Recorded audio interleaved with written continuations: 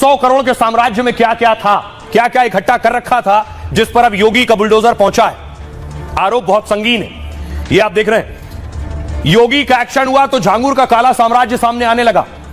धर्मांतरण से 100 करोड़ से ज्यादा का साम्राज्य बनाया और फैलाया। उसकी धर्मांतरण की फैक्ट्री में बलरामपुर में बनी आलीशान कोठी भी है। 12 करोड़ रुपए की कोठी में 70 से ज्यादा कमरे और हॉल बना रखे थे। महलनुमा कोठी में करोड़ों के हाईटेक और विदेशी सामान थे। झांगुर बाबा को विदेशी नस्ल के जानवरों का बहुत शौक था। झांगुर बाबा ने यहां 6 खास जर्मन शेपर्ड कुत्ते पाल रखे थे। एक जर्मन शेपर्ड कुत्ते की कीमत समझिए करीब 50 से 60 हजार रुपए होती है। ऐसे 6 थे। बाबा की कोठी में कई बुलडॉग रखने की भी खबर। एक बुलडॉग की कीमत 60 से 80 हजार रुपए हो सकती है।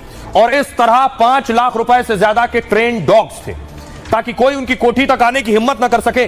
झांगुर बाबा ने विदेशी नस्ल के घोड़े भी पाल रखे थे।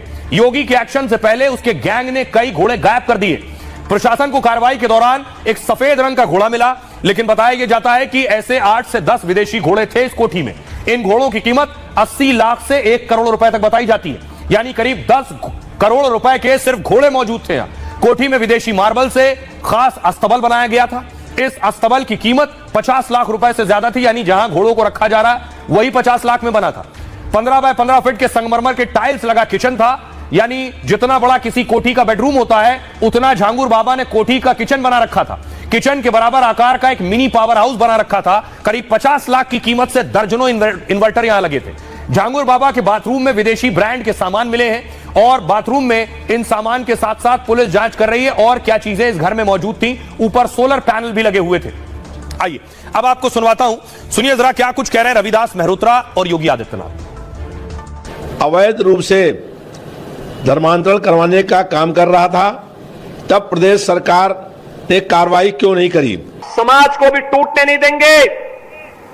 राष्ट्र विरोधी और समाज विरोधी तत्वों को भी चकनाचूर करके रहेंगे। लेकिन उसके पार्टनर इन क्राइम कौन कौन थे, यानी उसके अपराध में कौन कौन से लोग शामिल थे?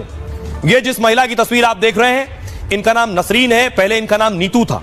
अगली तस्वीर देखिए, इनका धर्मांतरण कराया खुद झांगुर बाबा ने। यह बाकायदा उसका एफिडेविट है कि कैसे जमालुद्दीन पुत्र घनश्याम रोहरा, नीतू नवीन रोहरा, यानी नीतू जो थी वो कैसे नसरीन बनी, ये उसका हलफनामा है।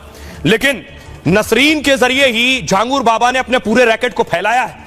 नसरीन कैसे पहला पायदान थी, यह नसरीन जिन्हें आप देख रहे हैं। झांगुर बाबा ने 100 करोड़ का साम्राज्य खड़ा किया, उसमें उसकी बड़ी राजदार और साथी रही नसरीन।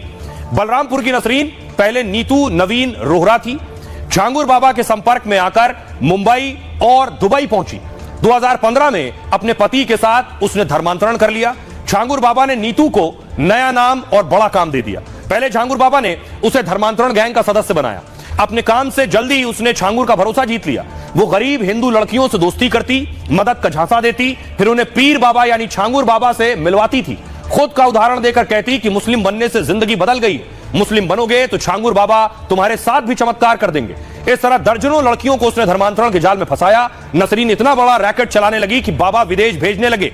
2014 से 2019 तक झांगुर बाबा ने उसे 19 बार दुबई भेजा।